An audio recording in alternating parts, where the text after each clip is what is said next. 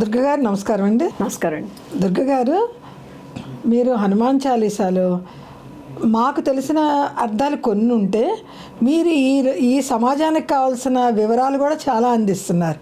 చాలా చాలా సంతోషం అండి. అందుకనే మిమ్మల్ని లైఫ్ కోచ్ అంటారు.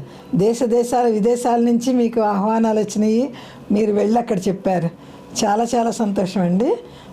ఇప్పుడు 7వ చౌపాయి వివరిస్తారా? తప్పకుండానండి. విద్యావాన గుడి అతి చాతుర, రామ కాజ కరివే కో ఆతుర. విద్యావాన అంటే విద్యలో అపారమైన విద్యావంతుడు, సర్వశాస్త్రాలు నేర్చుకున్నాడు, సర్వశాస్త్ర కోవిదుడు, అసాధారణ మేధస్సు ఉన్నవారు, సద్గుణ సంపన్నుడు, గుణి అతి చాతుర. ఒట్టి విద్య ఉండి గుణాలు లేకపోతే మనకి లాభం ఏంటండి? ఇప్పుడు ఈ టెర్రరిస్టులు వీళ్ళందరూ అలాంటి వాళ్ళే.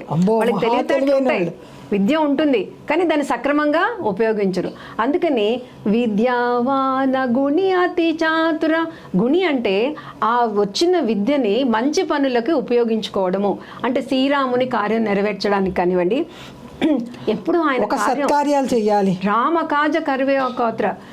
రాముడి కార్యానికి ఎప్పుడు అవకాశం వస్తుంది, ఎప్పుడు ఏమేమి సేవ చేయగలుగుతానో ఆయనకని ఎదురు చూస్తూ ఉంటాడు ఆయన. కరివేకో ఆతుర. అలాగే ఈయన విద్యావానుడని మనం ఎలా చెప్తామో, సూర్యుడి దగ్గర 4 వేదాలు, 6 శాస్త్రాలు, 9 వ్యాకరణాలు, అలాగే రాములు వారి దగ్గర నేర్చుకున్నారు, ఆత్మవిద్య నేర్చుకున్నారు. సూర్యుడు దగ్గరికి వెళ్ళి నాకు విద్యను అభ్యసించడానికి వచ్చాను అని చిన్నప్పుడు మీరు అన్నారు కదా రమ్మని, అంటే ఈయన వెళ్ళిపోయి అడిగితే ఆయన అన్నారట, నేను ఇలా తిరుగుతూ ఉంటాను, నా దగ్గర ఎలా నేర్చుకుంటావు అంటే, లేదు అనేసి ఆయనకి అభిముఖంగా వెనకాల ఇలా సూర్య రథానికి వెనకాల నడుస్తూ నేర్చుకున్నారట.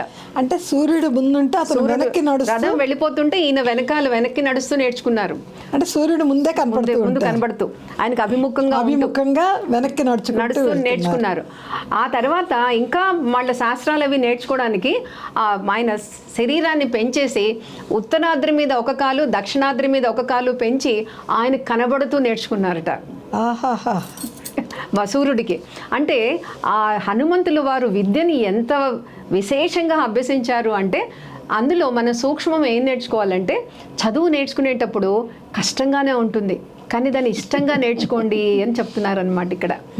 అంటే ఉత్తరాద్రి మీద ఒక కాలు, దక్షిణాద్రి మీద ఒక కాలు పెట్టి సూర్యుడి యొక్క ప్రతాపాన్ని తట్టుకుంటూ అన్ని శాస్త్రాలు నేర్చుకున్న విద్యావాన గుణి అతి చాతుర. గుణి అంటే మళ్ళా వినయము, విధేయత, మంచితనము, ధర్మం, సత్యం, ఇవన్నీ కూడా ఆయన గుణి అతి కాకుండా అతి చాతుర. చాతుర అంటే చతురుడు, సమయస్ఫూర్తి. ఆయనకి ఎంత సమయస్ఫూర్తి అండి!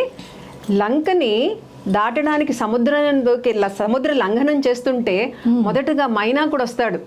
మీ తండ్రి నాకు చాలా, వాయుదేవుడు చాలా సహాయం చేశాడు, నా ఆతిథ్యాన్ని గ్రహించు అంటే ఈయన నెమ్మదిగా చెప్తారు, ఇలా తడిమి ఆతిథ్యం తీసుకున్నట్టే, రామకార్యం కోసం వెళ్తున్నాను, నేను ఎక్కడ ఆగలేని, ఏం అనుకోకు అని చాలా సున్నితంగా ఆహ్వానాన్ని ఆయన తిరస్కరించి ముందుకు వెళ్తాడు.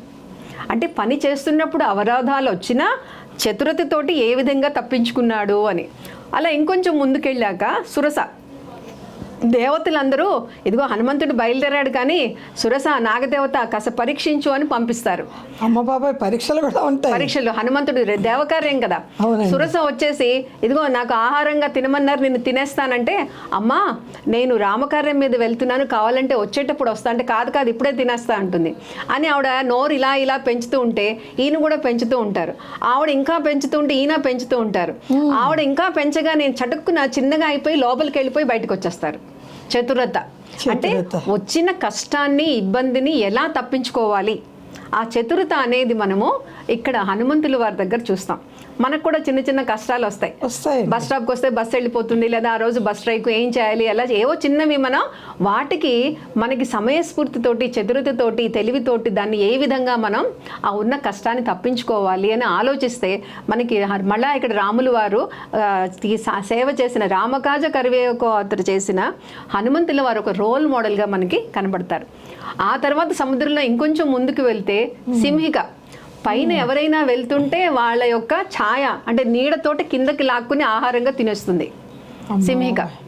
ఆవిడ్ని చూస్తారు ఈయన, చూస్తే ఈయన కూడా సింహికలాగా శరీరాన్ని పెంచేసి ఆవిడ లోపలికి వెళ్ళి ఈవిడ్ని సురసలాగా దండం పెడితే ఈవిడ ఒప్పుకోదు అని లోపలికి వెళ్ళి ఆవిడ ఆయువు పట్టు ఎక్కడున్న మనవస్థానాన్ని చీల్చేసి బయటకు వచ్చేసి ఆవిడని చంపేయాల్సి వస్తుంది సింహిక.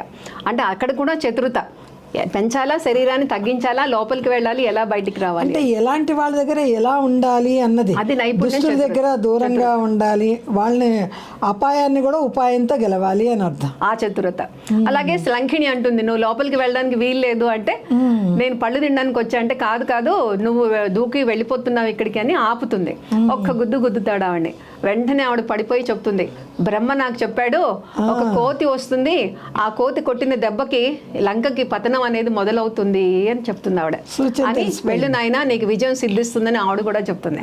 అలా ప్రతి అవంతరాన్ని ఎంతో చతురతతోటి మన హనుమంతులు వారు చక్కగా అన్నీ కూడా వాటిని సమయస్ఫూర్తితోటి తప్పించుకుంటూ ముందుకు వెళ్తారు. దుర్గ గారు, నాకు ఒకటి గుర్తుకొచ్చిందండి.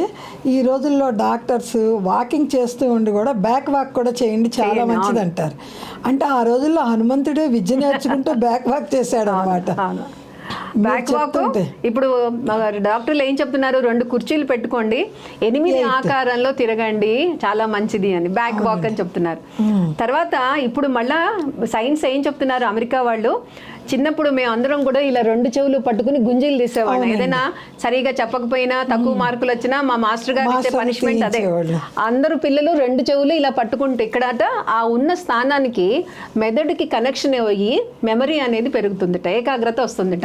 అందుకని పూర్వకాలం ఇలా పట్టుకుని, ఇప్పుడు మనకి ప్రవర చెప్పించినా కూడా ఎప్పుడైతే ఉపనయనం అవుతుందో ఇలా పట్టించుకుని ప్రవర చెప్పిస్తారు. అలాగే ఏదైనా పనిష్మెంట్ గుంజీలకి, మన వినాయకుడికి కూడా ఇప్పుడు చూడండి అందరం కూడా వినాయకుడి గుంజీలు, ఇవన్నీ కూడా శాస్త్రాలు మనకి ప్రూవ్ చేసినవి. ఈ రోజు అమెరికా వాళ్ళు సైన్స్ అని చెప్తే మన వాళ్ళు వింటున్నారు, కానీ మన శాస్త్రాలు మనం మర్చిపోతున్నాం అనమాట. మన దగ్గర పూర్వం నుంచి సద్దన్నం తింటే చాలా మంచిది అంటున్నారు. ఇప్పుడు అమెరికా వాళ్ళు చెప్తూ ఉంటే మన వాళ్ళకి తెలుస్తూ ఉంది. అవును. అయితే ఈ రామకాజ కరివేకు ఆత్ర అంటే, ఒకసారి సీతమ్మ వారు దగ్గరికి అయోధ్య పట్టాభిషేకం అయిపోయాక ఏ సేవ చేయాలన్నా కూడా హనుమంతుడే వెళ్ళిపోతున్నాడు అన్నిటికీ, మాకెవరికి అసలు అవకాశం దొరకట్లేదు అని హనుమంతుడు లేకుండా ఒక పెద్ద లిస్ట్ తయారు చేశారట.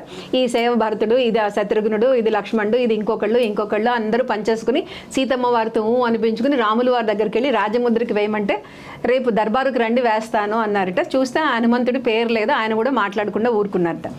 మర్నాడు హనుమంతుడు ఏ సేవ చేద్దామని వెళ్ళిన రాముడికి అందరూ ఇది నా సేవ నువ్వు కాదు అని పక్కన పడితే, మరి నా పేరు లేదంటే, నువ్వు పడుకున్నావు నిన్న, మేము ఉన్న వాళ్ళని రాసేసుకున్నాం, నీకు లేదంటారు.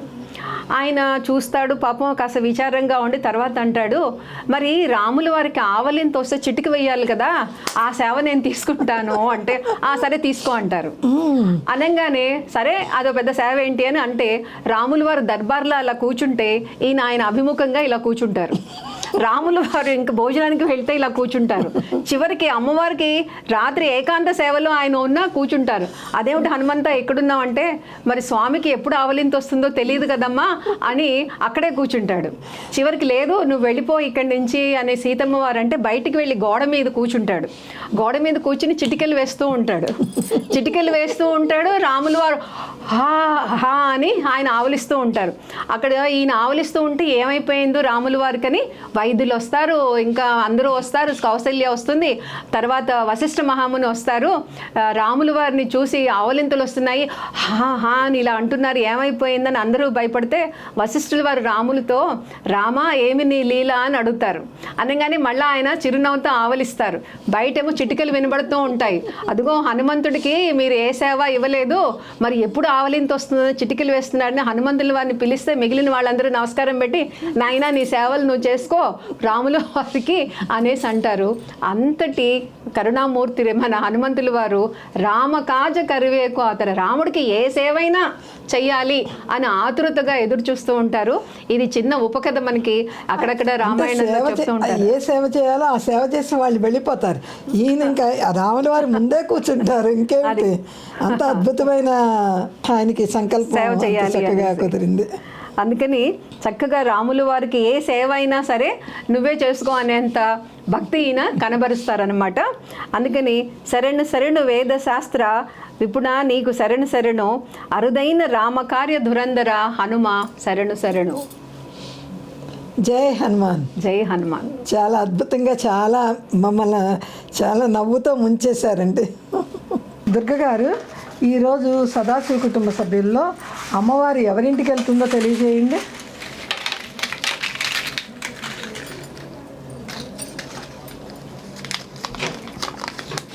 అనిత బెంగళూరు. అనిత బెంగళూరు ఈనాటి అదృష్టవంతులండి. పుస్తకం వస్తుంది, అమ్మవారి పుస్తకం మీ ఇంటికి.